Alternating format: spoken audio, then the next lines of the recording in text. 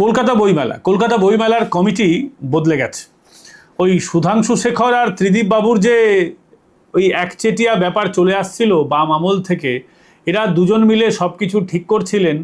কলকাতা বইমেলার যে এই একচেটিয়া একাধিপত্য যখন যে সরকারে থাকবে, সেই সরকারের মাথায় তেল লাগিয়ে সরকারকে বোকা বানিয়ে বা সরকারকে পক্ষে নিয়ে কাজ চালিয়ে যাও, ওই একচেটিয়া ব্যাপারটা এবার ভাঙতে চলেছে।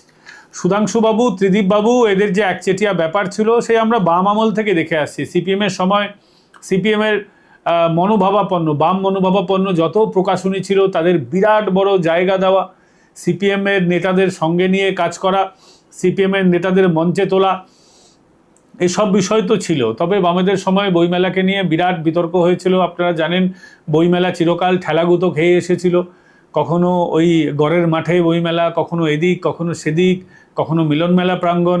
তারপর মমতা বন্দ্যোপাধ্যায় সল্টলেকে একটা স্থায়ী ঠিকানা দিয়েছিলেন এবং সেই সময় আমরা দেখেছি মমতাকে কি তেলা মাথায় তেল মারতেন এই ত্রিদীপ আর সুধাংশুরা।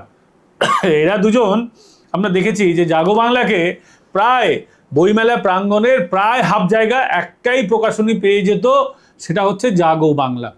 মানে থিম কান্ট্রি যারা হতো, কখনো ফ্রান্স, কখনো স্পেন, কখনো আমেরিকা, কখনো ইংল্যান্ড, কখনো ভেনেজুয়েলা, কখনো যে কোনো দেশ আর কি।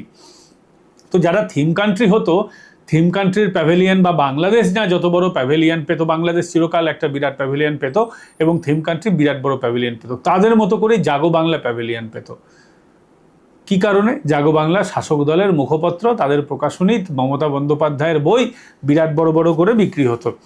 এবার বইমেলা কমিটি ঠিক করে দিয়েছে, সরকারই বলতে পারেন।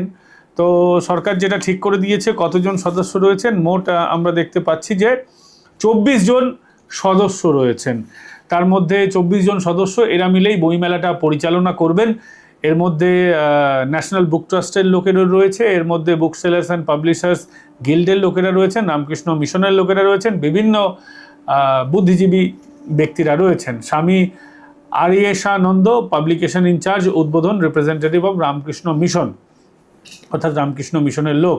ভারত সেবাশ্রম সংঘ থেকে নেওয়া হয়েছে স্বামী সরস্বতানন্দ, তাকে। দেবজ্যোতি দত্ত, ইনি হচ্ছেন বুক সেলার্স অ্যান্ড পাবলিশার্স গিল্ডের রিপ্রেজেন্টেটিভ। অনিল আচার্য, ইনি representative of publishers and book sellers guild. Milind Dey, book sellers and publishers guild. এছাড়া রয়েছেন Rajkumar Barman, representative book sellers guild. Shrimati Tanuja Chakraborty, social worker লেখা হয়েছে ঠিকই, কিন্তু আমি যতদূর জানি ইনি হচ্ছেন একজন বিজেপি নেত্রী। অ্যাডভোকেট দেবজিৎ সরকার, যদি ভুল না হয় তাহলে ইনি দেশের ডাকের এডিটর, এবং অ্যাডভোকেট মানে হচ্ছেন বিজেপির যিনি প্রধান মুখপাত্র, তিনি এটা আর কি। সপ্তর্ষি চৌধুরী সোশ্যাল ওয়ার্কার বলা হচ্ছে, কিন্তু সপ্তর্ষি চৌধুরী ইনিও হচ্ছেন বিজেপি নেতা, বিজেপি সোশ্যাল মিডিয়ার দায়িত্বে দীর্ঘদিন ধরে পালন করে আসছেন। ওফেলিয়া সিনহা টিচার, ইনিও বিজেপি নেত্রী। প্রসেনজিৎ বক্সি, দূরদর্শনের consulting editor Prosenjit Bakshi senior সাংবাদিক, আমরা সকলেই তাকে চিনি, খুব ভালো সাংবাদিক তিনি। অনির্বাণ দে, গ্রন্থ বিকাশ পরিষদ। অরিন্দম ভট্টাচার্য, বিনায়ক বন্দ্যোপাধ্যায়, সুকেশ মণ্ডল, এরকম প্রচুর লোক রয়েছেন। স্বস্তিকা থেকে লোক রয়েছেন, ভারতীয় জনবার্তা, অমিতাভ রয়, মোহিত রয়, এরা বিজেপিরই লোকজন আর কি। জয়ন্ত বিশ্বাস, রবিরঞ্জন সেন, আশিস গিরি, ইজেডসিসির রিপ্রেজেন্টেটিভ। মাইকাসের একজন থেকে নেওয়া হবে, রাজা রামমোহন রায় লাইব্রেরি ফাউন্ডেশন থেকে একজন, 25 জনকে নেওয়া হবে।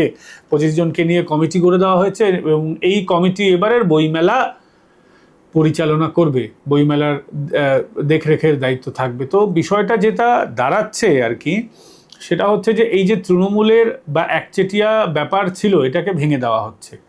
এবার আর আমরা দেখতে পাবো না জাগো বাংলা বিরাট বড় প্যাভিলিয়ন পাবে। জাগো বাংলার প্যাভিলিয়নের সামনে তো নাচ গানার উৎসবই হতো চিরকাল। তৃণমূলের নেতারা মঞ্চ আলো করে বসে থাকতেন, মমতা বন্দ্যোপাধ্যায় প্রত্যেক বছর ঘণ্টা মারার নাটক করতেন, উল্টোপাল্টা বকতেন। বইমেলা নিয়ে আমার অনেক স্মৃতি আছে। বইমেলা আমার, আপনাদের দর্শক, আপনাদেরও যদি কোনো বইমেলা নিয়ে স্মৃতি থাকে আপনারা অবশ্যই বলবেন। বইমেলা নিয়ে স্মৃতির কথা বলতে গেলেই বইমেলা থেকে মানে ওই ছোটোবেলা থেকেই স্কুল কলেজ শেষ করে বা স্কুল কলেজের মাঝেই বইমেলা যাওয়া, সেখান থেকে বই কেনা, বন্ধুদের হাতে হাত ধরে, এইগুলো আমাদের স্মৃতি রয়েছে। আর সাংবাদিক হিসেবে যেটা আমার বহু স্মৃতি রয়েছে, মমতা বন্দ্যোপাধ্যায় ওই ঘণ্টা মারতে গিয়ে ঘণ্টা ছিটকে গেছে, সেই স্মৃতি আছে। মমতা বন্দ্যোপাধ্যায় নিজে জিজ্ঞেস করছেন একবার যে আমি কটা বই লিখেছি বলো তো, মানে প্রকাশকদের জিজ্ঞেস করছেন, মানে তিনি জানেনই না আসলে মমতা বন্দ্যোপাধ্যায় তো কখনো বই লিখতেন না। ওই হাম্বা হাম্বা কাম্বা কাম্বা রাম্বা রাম্বা কোনোগুলোই মমতা বন্দ্যোপাধ্যায় লেখা না। মমতা বন্দ্যোপাধ্যায়কে লিখে দেওয়া হতো, ভালো মন্দ সব ক্ষেত্রেই বলছি আর কি। এবং মমতা বন্দ্যোপাধ্যায় লিখে দেওয়ার পর উনি একবার দেখে নিতেন, দেখতেনও কি না জানি না, সই করে দিতেন, বলতেন তার নাম করে ছাপানো হতো। মমতা বন্দ্যোপাধ্যায় উর্দু জানেন না, অথচ উর্দুতে তার বই রয়েছে এবং একদম সাবলীল উর্দুতে। উর্দু মানে এক দুটো লাইন তিনি বলতে পারেন দেখে দেখে, বা তিনি কোথা থেকে শিখে নিতে পারেন, কিন্তু উর্দুতে তিনি সাবলীল নন। ইংরেজি তার কীরকম আমরা সবাই জানি আর কি। তা সত্ত্বেও মমতা বন্দ্যোপাধ্যায় 4-5টা ইংরেজিতে বই আছে।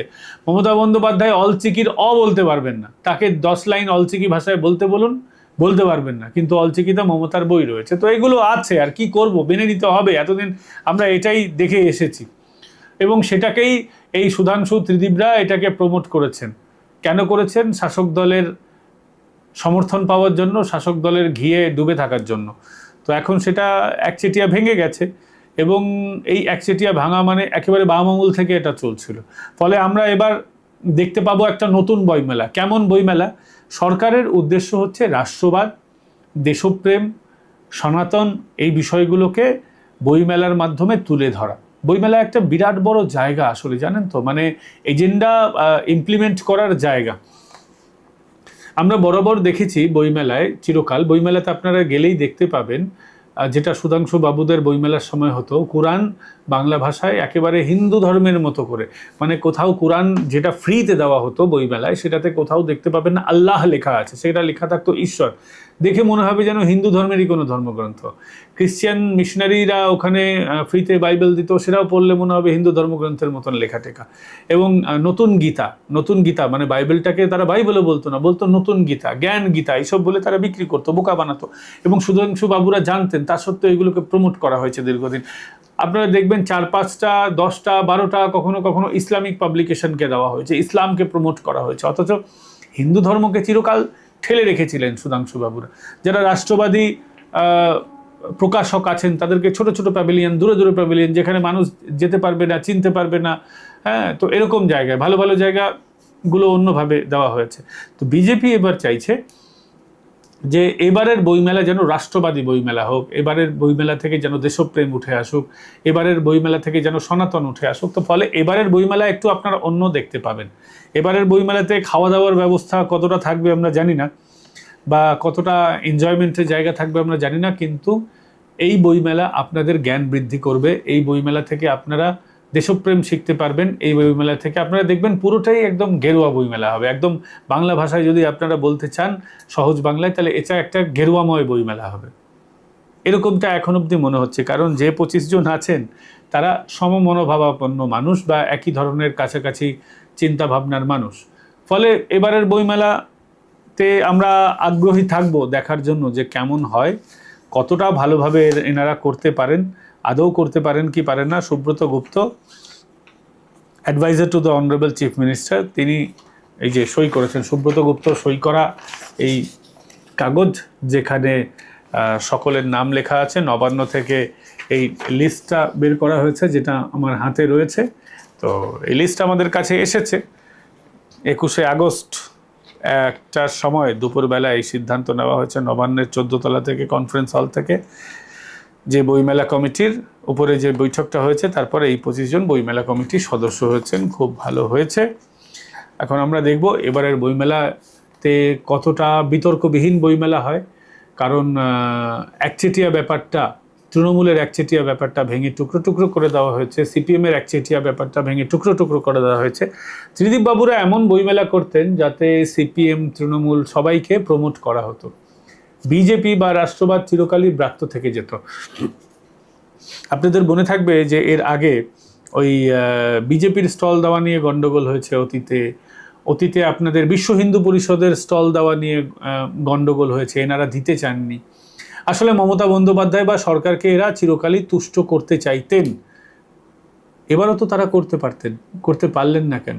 নাকি সরকার এদের তুষ্ট করার বিষয়টাতে আগ্রহী হলো না? যতদূর আমরা জানতে পারছি বিজেপির তরফে, যে বিজেপি আগ্রহী হয়নি যে এরা সরকারকে তুষ্ট করবে আর এরা এদের মতো করে চালাবে, এটা চাইনি। বিজেপি চেয়েছে যে তারাই এটাকে পুরোপুরি কন্ট্রোল করে চালাবে। শেষবেলায় একটা প্রশ্ন থেকেই যায় যে এটাও কি এক ধরনের দখলদারি নয়? এই দখলদারি অবশ্য আমি ব্যক্তিগতভাবে বললে আমি সমর্থন করছি।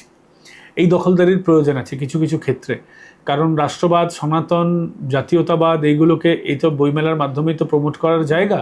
তো এই জায়গাগুলো যদি সরকার না নিজের হাতে নিয়ে নেয়, আমি দখলদারি শব্দটা ঠিক বলবো না, নিজের হাতে যদি না নেয় তাহলে এটা প্রমোট করা যাবে না।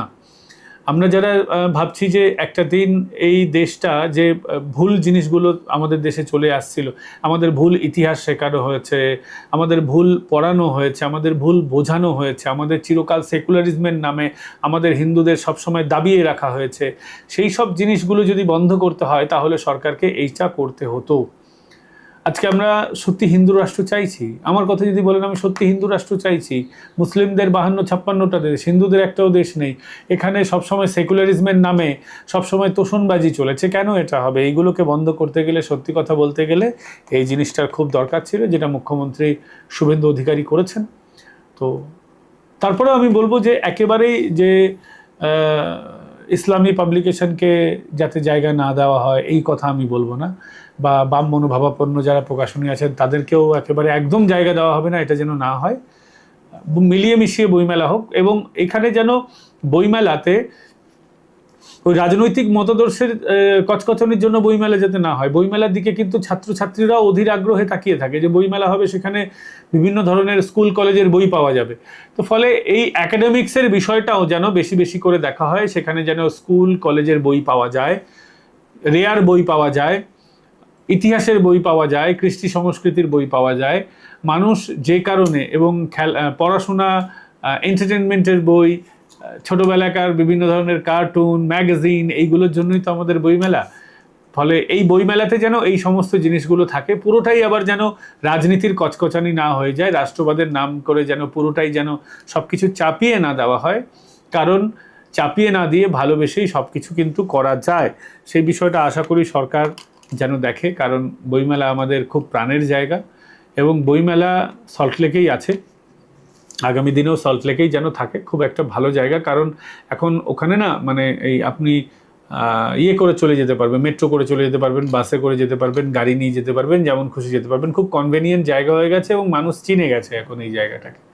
ফলে এখানেই বইমেলা থাকুক, বইমেলা আরও এগিয়ে যাক। বইমেলা কমিটির যারা আছেন প্রত্যেককে আমার শুভেচ্ছা রইল। ভালো থাকবেন, সুস্থ থাকবেন। এই ভিডিও আপনাদের কেমন লাগলো কমেন্ট করে জানাবেন, আর ভিডিওটা ভালো লাগলে লাইক, শেয়ার এন্ড সাবস্ক্রাইব করতে ভুলবেন না।